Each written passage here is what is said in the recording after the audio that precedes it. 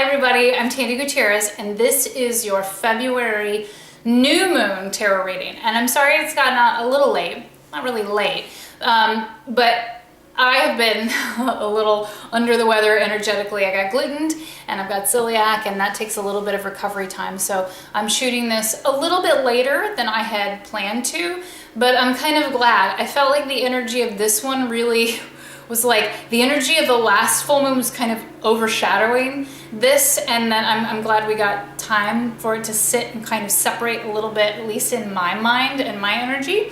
So this new moon I'm doing a Facebook Live about on February 15th, okay? And if you miss it and you're watching this after the fact, you can go back to Matt and Kitchen and scroll through the Facebook fan page and see it and watch it there. So this one is a little wily. It's got a solar eclipse attached to it, so it's more eclipses, more like epic energy. It's, you know, the bookend to our full moon that was on January 31st, because we don't have a full moon in February. And it's in Aquarius. So Aquarius is wants to solve for the greater good of all involved. So very community oriented. Aquarius is the sign, you know, of February. It's that month. Happy birthday, Aquarians. But it can be a little space casey. You know, it can be a little detached. It can be a little ungrounded, and it doesn't feel very amorous. So it's like this whole idea that February is, you know, for lovers. It's like, well, you know, it's really more about community and friendship. And so getting clarity and wanting to solve and give and do and leave a legacy that's actually really helpful. So it's a big new moon, you know, it's about wishing, it's about planning intentions, setting goals. So it's a big one. It's big for this year and it's exciting. And we're gonna go through the layout, okay? I will do as I always do. I will show you one card at a time, and we'll get a full story by the end of it, right? Okay, so the energy of right now, kind of where we're starting from and what this new moon has to offer us as a collective, because remember, this is a group reading. So there's, you know, signs, symbols, omens, and messages in it for everybody, but it may not be exactly for you. So listen with your fuzzy ears, meaning like the thing that makes you perk up and go, huh, that sounded important for me. It is. Follow, I always talk about following the white rabbit, follow your rabbit, right? Go, why does that seem important to me? Where does that resonate at a gut level? What else can I do to help, you know, sift that message out and get clarity for me? So the energy of right now is 10 of coins. I like that one. Where are you gonna be able to see it in the light? There you go. Okay, 10 of coins is a beautiful card. I mean, this is abundance coming to fruition.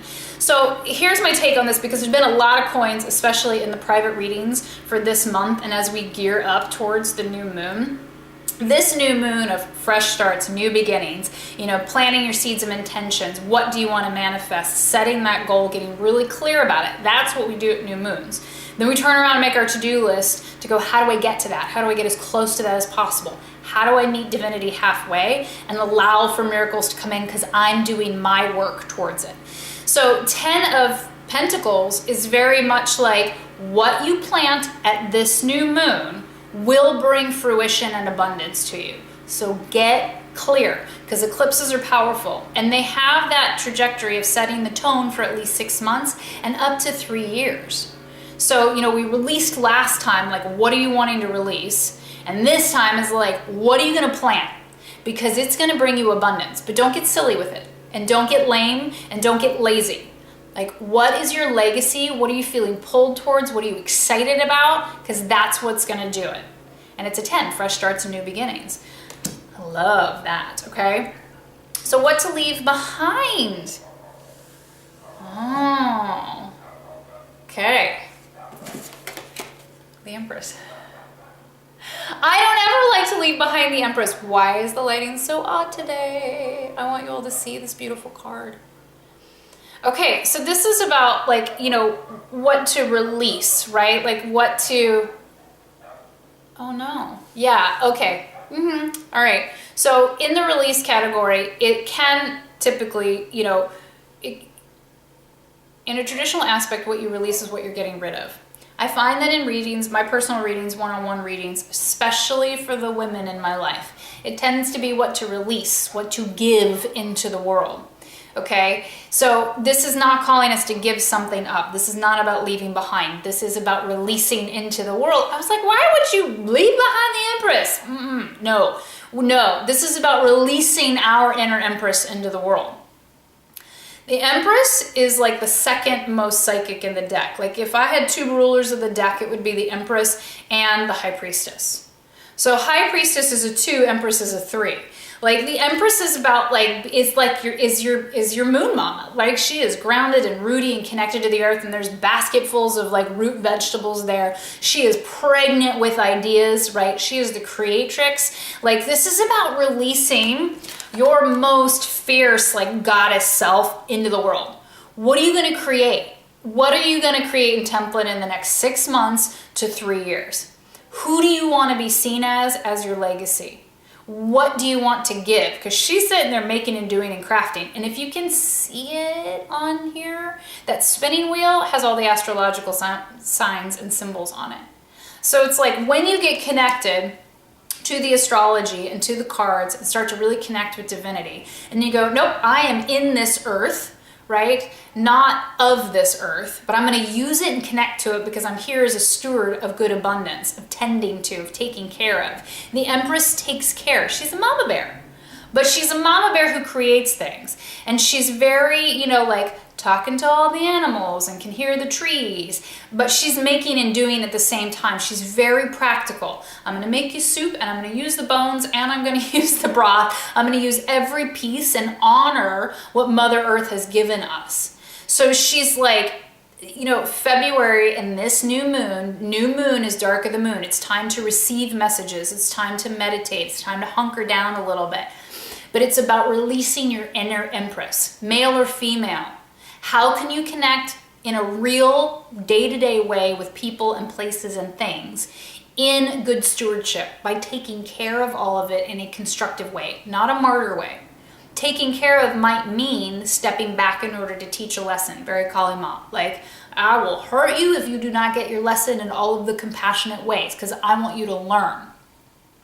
So this new moon is calling you, especially in the next, 6 months to 3 years, to really release your inner Empress. It's like divine feminine goddess, like at her yummiest.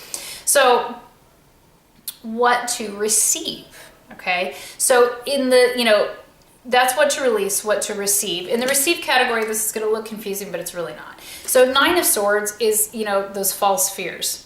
It's the, 8 is false fears. 9 is like having issues sleeping and having genuine nightmares. Like they're chasing you into the astral realm. Like these fears that you've created in your mind or that you still believe to be true are literally hounding you even in dream time.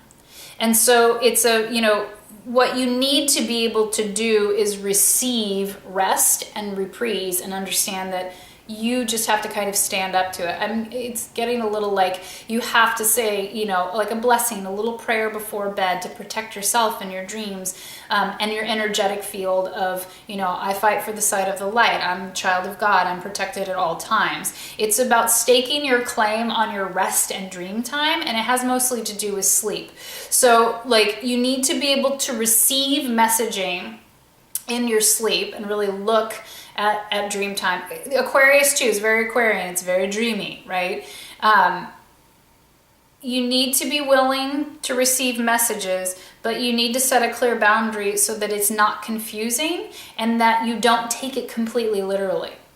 Because when we take things literally, then it looks really scary and confusing. She's like, what? And a little stressed out about it.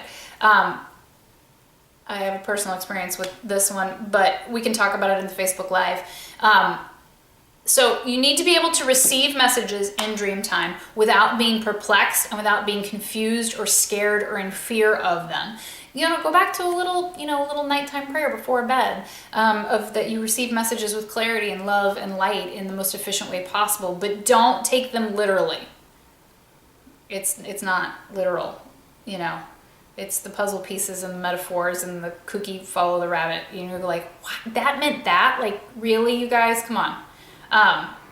So you need to be able to receive rest. If you're keeping yourself up late because you're stressing out over things, go press play on the guided meditation. Go back in your archives as a Mat and Kitchen member and use Sleepy Summer.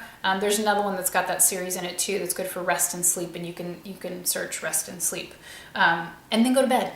You know, take an Epsom salt bath, then go to bed. Do something soothing. You got to get yourself out of that stressed out mind series.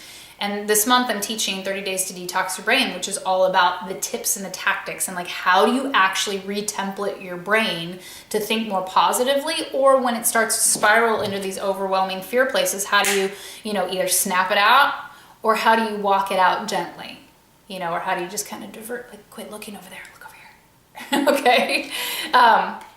What to learn? I mean, this is one we're always learning, right? 5 of Wands. This is like drop the lame arguments. These are fights that are not worth fighting. It's just wasting time. I get it real big like, woo, Facebook.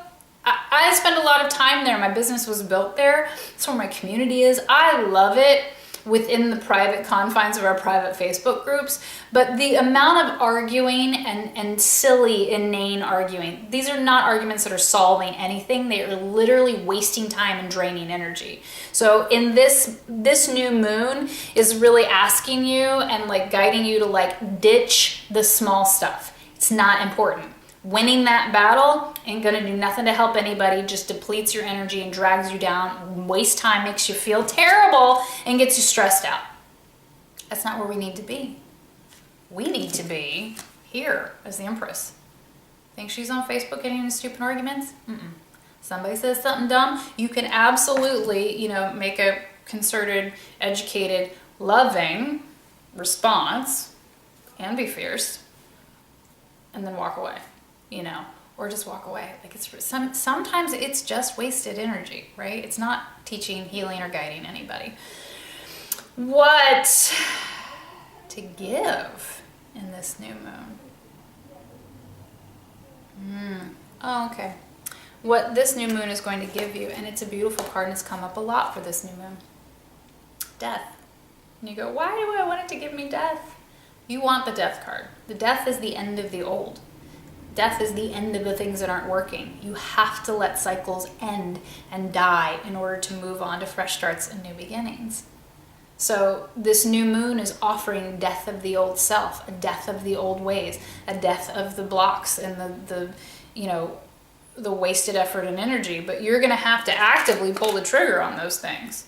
Like the new moon can kind of kill the energy and the bad things, but you have to be able to function in a new way.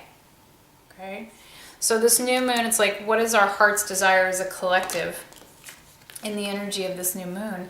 I totally believe this to be true. This is the world. It's the animus mundi. It's the connection to everything, that we're encircled by spirit. But it's a very feminine spirit. Be clear, in these energies, in this moon, in this time period, it's a rise of the feminine. And our heart's desire is to see more of that feminine energy in all of us, not in gender, but compassionate, intuitive, listening, a little softer. And I'm not always so soft, okay? But backing away, thinking longer before you respond. Again, this this tit for tat, let's all just get in an argument, let's all go throw our blah, blah, blah out there and think it's doing anything. You got to be more thoughtful. You have to be more thoughtful. And our heart's desire is to see our world blossom and grow because of this feminine empowerment, because of the shift of the tide, because of the rising up that brings us back encircled in spirit and more fierce because of it. But it becomes more loving, right? So this has just come up so much lately of that, feminism, the balance of the feminine and the masculine. This is about energetics. This is about how we approach things. This is about, force and willpower versus intuition and magnetism. And so this balance of masculine and feminine is not in spite of the masculine. It's in response and in balance too. So when we come into balance, as we strive for balance, it's for the betterment of all of us. We've just been living it in imbalance for way too long. So be compassionate This has come up a lot lately too, like a call to be compassionate to the men because they're confused. They're trying. The good ones are really trying, but they have functioned in this role for so long, they don't know how to not.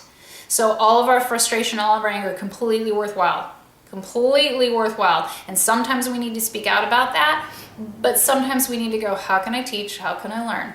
And I say that with a side eye, because sometimes we don't want to teach, and sometimes we don't want to help. Sometimes we just want what we want when we want it. That's not going to get us to balance. That's not going to give us the world that we really want to see in a balance for all of our children, for all of our friends, for all of our family. Okay? So be compassionate, allow for the death of old ways, but know that as you learn new ways, it's really awkward. And we're all doing the best we can. Okay? Resources to help. More pentacles. 3 of Pentacles. I love that. Okay, so resources that help are things that you have been working diligently on. Like, it's a repetition of mastery. So that it's, things you craft, things you make, things you do. Remember that creative abundance in the world, creativity looks like a lot of things. Sometimes it's an amazing accountant. Sometimes it's the best dentist ever. Creativity is the things that you love, that you're really passionate about, that you're helping to drive forward in the world in an educated way, like in a helpful way. So there's assets to this month big time because you all have been working on things diligently, maybe quietly, maybe for years at a time, but these are things that you love. So your assets are in what you love and in the mastery of crafting and practicing. It's beautiful. That's great. It's a lovely reading. It's a powerful moon. If you want to hear more about it and just talk through it, Facebook Live, Thursday the 15th, 9 p.m. to 10:30 Eastern Standard Time. And then it'll live on that page, so you can always scroll back to find it within those few weeks. After that, whatever Facebook does with it, that's Facebook's business. It'll live there.